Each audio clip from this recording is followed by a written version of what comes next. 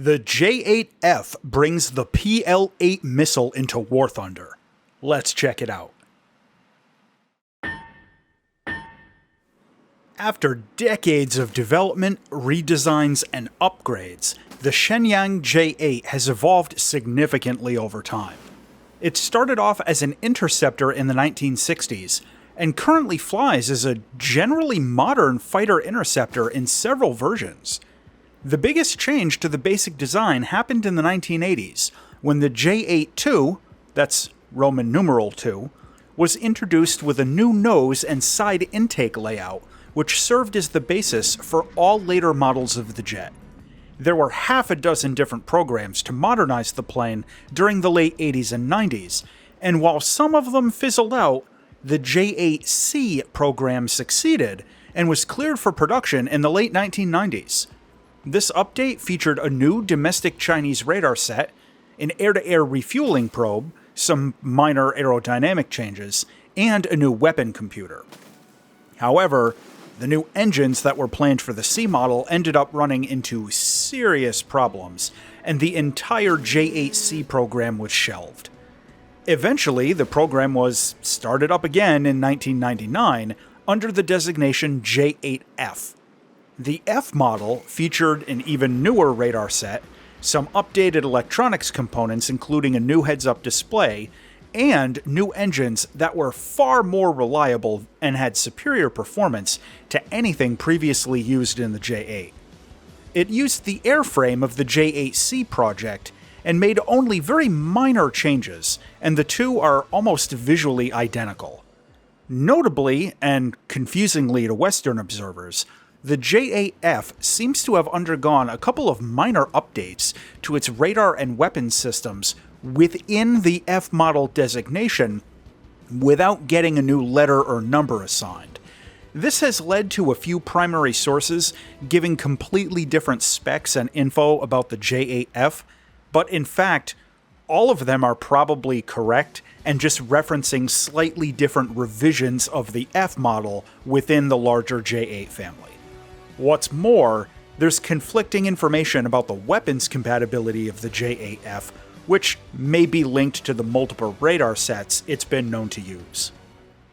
What we get in War Thunder is the J-8F, a jet fighter in rank 8 of the Chinese tech tree with a battle rating of 11.7.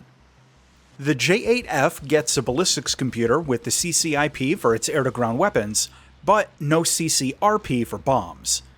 It has the EEGS for easier gun targeting, and it has a helmet-mounted targeting system. Its radar is the Type 1492, which has reasonably good tracking and overall performance, with a pulse Doppler all-aspect mode, regular lookup search mode, ACM boresight mode, and a handful of range and angle presets available on the scope. For loadouts, it gets up to 6 air-to-air missiles, or a few options for bombs and rocket pods. This includes some bomb racks on the centerline pylon, but notably missing are drop tanks. However, there are currently open bug reports about this as of making this video, which include pictures of the J-8F with drop tanks out in real life, so they may be added in the future, maybe even before this video is published, so keep that in mind. Also missing are any radar-guided missiles, with a statement from Gaijin mentioning that this jet should be getting the PL-12 later in 2023. The first air-to-air missile you get is the PL-5B. This is a rear-aspect infrared missile with 30 Gs of pull and reasonably good tracking. It's a competitive weapon even though it's rear-aspect. The new top IR missile for this jet is the PL-8. This is a Chinese version of the Israeli Python 3. It has 40 Gs of pull, good range, and a very effective seeker. As of making this review, this is the best infrared missile in the game for close-in dogfighting, along with the Python 3 that it's based on. Enjoy this advantage while it lasts. The flight performance of the J-8F is excellent, and it fits in quite well at the top tier. It has upgraded engines over the earlier J-8, along with outstanding maneuverability at most airspeeds. Some of the other top-tier jets can still outturn the J-8F in a pure rate fight, But if flown well with creative maneuvers, it can hold its own most of the time, as long as you can avoid getting sucked into like prolonged one-circle fights with F-16s and stuff. Being a Delta, it also has a habit of dumping energy a little bit quicker than some of the other top-tier jets, so keep that in the back of your mind. Something you need to remember in addition is that the wing rip speed on this jet is actually kinda low at low and medium altitudes, and if you punch it in a straight line, you can fly this thing apart in level flight below about 3,000 meters, so be careful and watch your speed. Also, the engines are quite thirsty, and until this thing gets a drop tank, fuel issues are absolutely going to be a thing if you fly around with the afterburner on all the time, especially on the larger maps. However, you can offset this somewhat by using the J-8F's hidden talent, a limited capability for supercruise.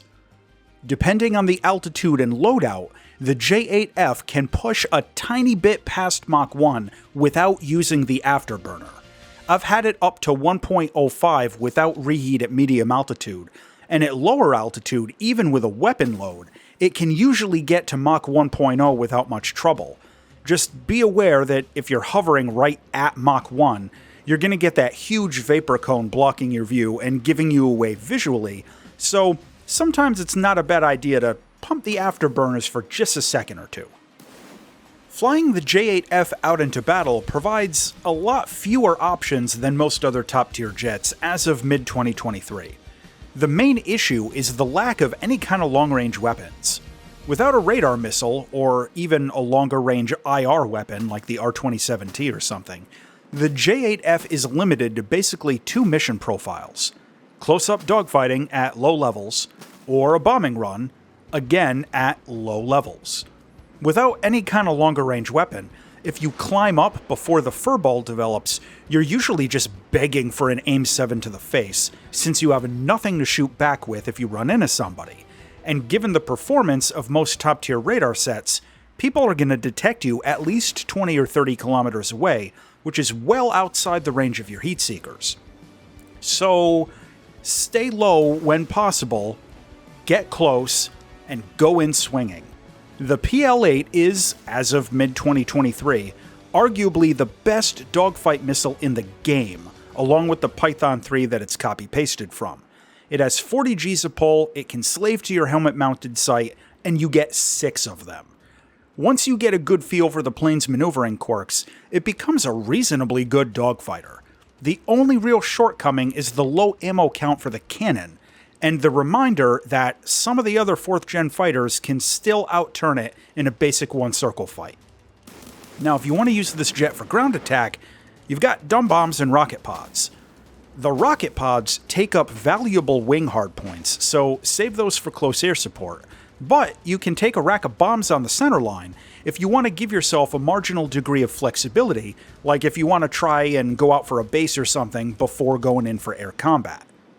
In close air support, honestly, I had better luck just doing air sweeps, as the low quantity of rockets limits you to 1 or 2 salvos, and then it's T-44. Visually, the J-8F looks very similar to the earlier J-8B. Go figure. The sharp angled delta and the long fuselage make it clear that this was built as an interceptor, and at the moment, there's only one paint job for it. To be honest, I don't really like the paint job, and I'm looking forward to more finding their way onto War Thunder Live. Landing feels a bit like landing a heavy MiG-21. You can safely drop gear and flaps at about 450 kilometers an hour, and this jet tends to come in really hot with a pretty high landing speed. Remember, this thing is a big and heavy fighter, so be careful not to stall out on final. It gets a landing chute though, so the landing run itself isn't as long as you might expect. The cockpit for this jet is quite modern, with a useful heads-up display, multiple MFDs, and reasonably good visibility everywhere except directly backwards. This is one of the few jets where I got almost everything I needed flying in VR right off of the HUD without needing to look around down at the traditional instruments. Overall, very good cockpit that I really like. To close out on the J-8F, This jet gets the very high-performance PL-8 missile. It's surprisingly maneuverable for such a large jet, the cockpit really stands out in VR, and it's got a marginal ability for supercruise. However, the countermeasures run out faster than you want them to. It's a big target for guns in a dogfight.